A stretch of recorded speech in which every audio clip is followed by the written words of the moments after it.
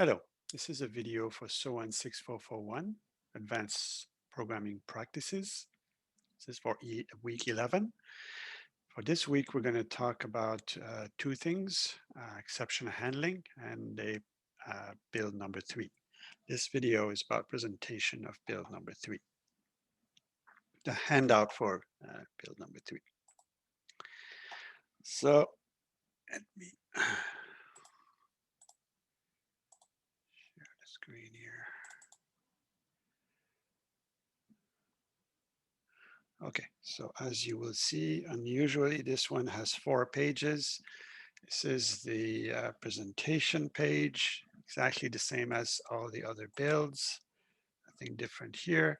And this is the grading scheme for the mainly the functional requirements. I will briefly talk about this later on. Then the grading for the programming process. And there's still the coding conventions and a refactoring document here. But what's new for this one is there's 2 things described here, the player behavioral strategies and the tournament mode. The description of both of these things here is included at the end. I'm not going to go and repeat this here, so it's exactly the same as for the 2 first builds. Let's go into more details to the functional requirements. So still 30%, 30 marks of the 50 marks is for the functional requirements. So let's go in order here. First of all, well, there's 2 refactoring operations which I'm imposing, which are, as was the case for build number 2, the introduction of a design pattern. If you remember when I presented the adapter and the strategy pattern, I told you that you will have to implement adapter and strategy.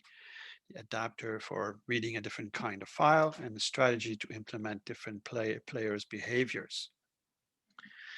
So that's basically what this grading element here is. So use the refactor your code to use the adapter pattern to enable the application to read and write from a different file using a conquest game map, which is different from the initial maps that you had to be able to read. So this is a very similar game. The file looks similar, but it's not exactly the same.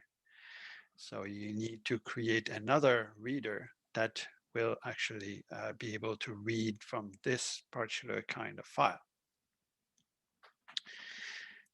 Now, it needs to be implemented as an adapter. So that means that you should not change the code you already have. And also, you should implement a new file reader that's going to be able to read these files here. But there should be no relationship. There should not be inheritance relationship between these 2 classes. Okay, so it must be an adapter. If your new file reader is related to an inheritance relationship to the existing file reader, it's not an adapter. If you implement the same functionality without it being an adapter, you will receive at most 50% of the marks. Okay. So the exercise is about implementing the adapter. As I state also here, yes, you must have an adapter, but the implementation should also be made so that the user can decide as the program is running what kind of file they actually want to read. Okay. So the adapter must be able to switch on and off the adapter depending on what the user is doing. That's it for this one here. So again, I invite you to look at the grading. For example, this is worth 4 marks here. So there's chunks. There's seemingly less number of things to do for build number 3. There is, in fact, but there are more like larger chunks of things to do rather than a series of small things to do. There are still some grading elements that are repeated, such as these here for the map loading and saving. one of the things that you must ensure is that when you load a map in order to edit a file, to edit a map, that you should be able to edit a map of the new conquest kind of file. When you when you write also a file, when you save your file, you should be able to save either in the original kind of file or the new conquest file.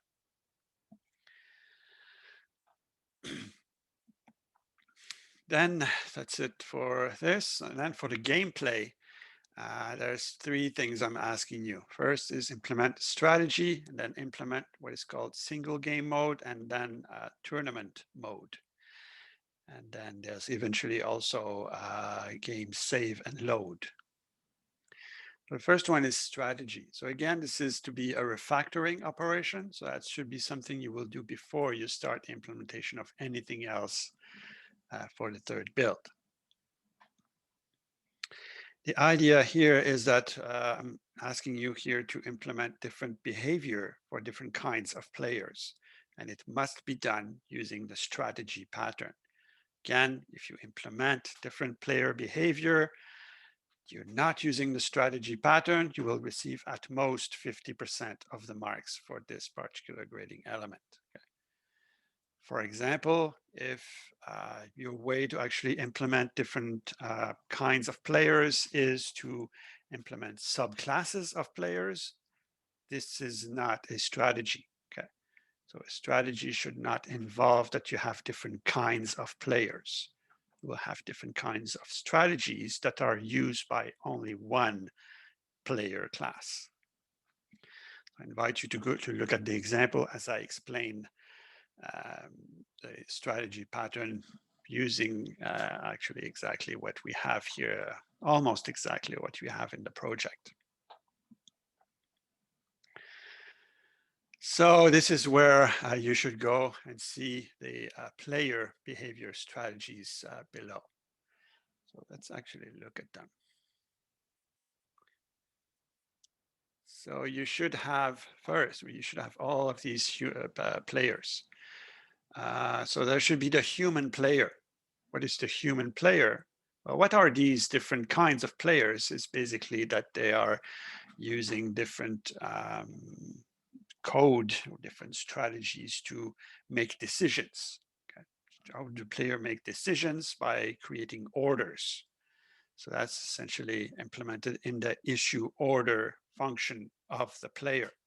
And the issue order function would be then delegating some of its mechanics to the actual strategy that is embedded inside of the player, as explained when I explained the strategy pattern.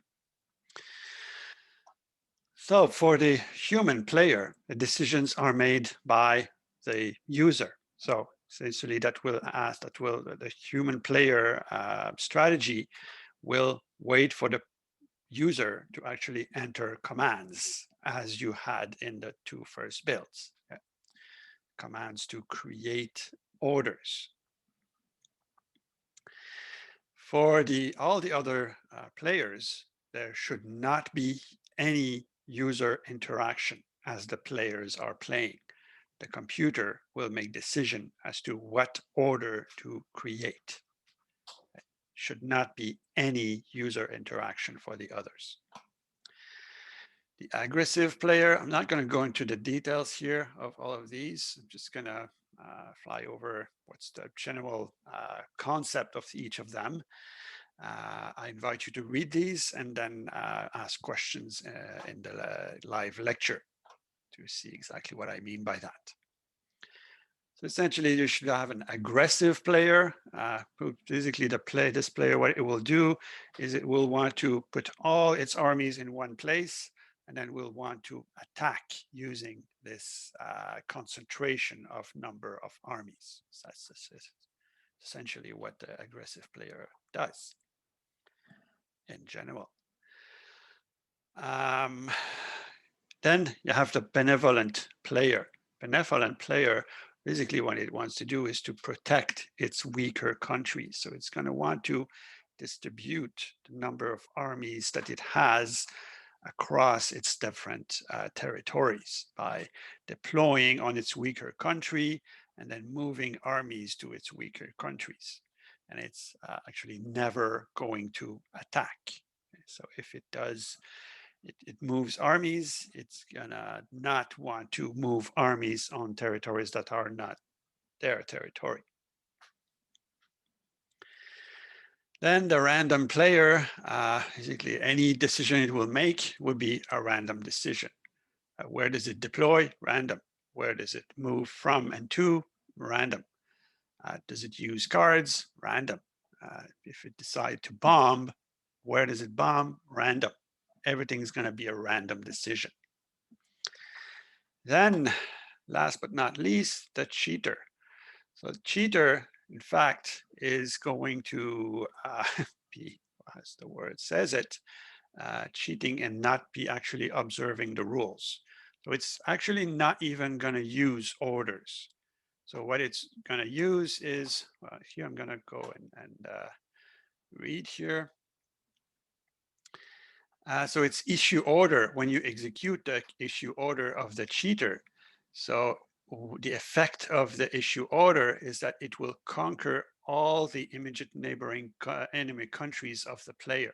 So you see that it's going to conquer countries not through an order. Okay, so I'm going to let you imagine how you can do that. It's possible. And then once it has done that, then it will double the number of armies on its countries that have enemy neighbors, okay? So that it can later on expand its control of the map. So it should also, even though it's cheating, even though it's so it should still, even though it's cheating according to the rules, the game engine, in order to make the player play, must call the issue order. So as a result of calling issue order from a cheater player, you will actually implement this behavior. So you should not like bypass and have special mechanics for the cheater player. It should still be done through the issue order. Of course, then that does not make a lot of sense that it's called issue order in this case because it's not issuing orders, but still it must use the same mechanics as the other kinds of players. Okay, let's go back to here. So that's it for the strategies. So you must implement each of these different kinds of players using the strategy pattern. Must use the strategy pattern. So please study it carefully and then make sure that's exactly the way that you implement it is really using the strategy pattern. Another here is basically saying you must have cards. Okay, you had that in build number 2, must still be the case in build number 3. Next one is single game mode. So single game mode is essentially what you had in build number 2. So that you choose a number of players, you select a map, and then it's essentially starting the game, and then the game gets played. One difference here is that you would have to choose what are the kinds of players. So you want to play a game with one human player, a cheater player, and an aggressive player. So you have to choose what kind of players they are. In build number 2, there was no kinds of players. It was all playing with the same players. So that's it for single game mode. Then you must have what's called tournament mode.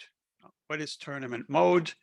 Essentially here, what you want to do is to select a list of player strategies, select a list of maps, and then select a number of games that you want to play on each of the maps, and then select a maximum number of turns for which these games are going to play. One restriction of the tournament mode is that it must all be computer players. You should not allow human player in a tournament mode game. So what's going to happen there is that there's going to be for each of the different maps for each of the number of games that you chose, it's going to run one game for each of the different combination of factors that the user has selected. So for example, if you chose map 1, map 2, map 3, and then you chose players, aggressive, benevolent, random, cheater, and then you chose 4 games, and then you chose maximum 3 rounds per game, then it's going to play 4 games on each of the 3 maps. And then it's going to display who actually won the game. Okay.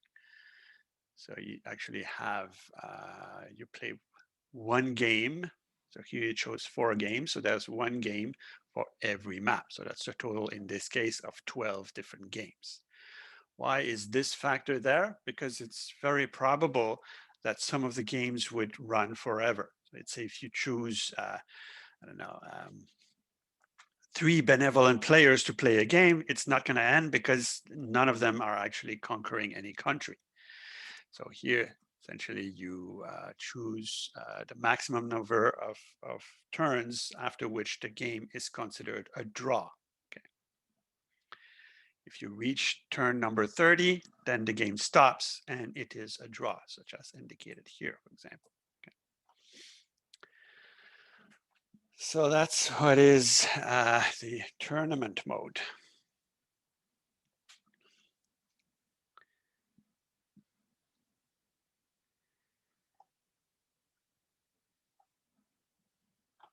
Okay, and then you should have what's called game save and load. So with game save and load, then what should happen is that as a game is running, that you can, the user can actually issue a command save game with a file name, and then it would actually save the state of the game as it is right now. And then later on, when the user starts the game, they can actually, instead of loading a map and so on, they can actually say load game as a command, which would then load this game as saved in the file and then start a new game, start the game as it was actually saved and then continue playing as though they were basically continuing playing the game that was saved before.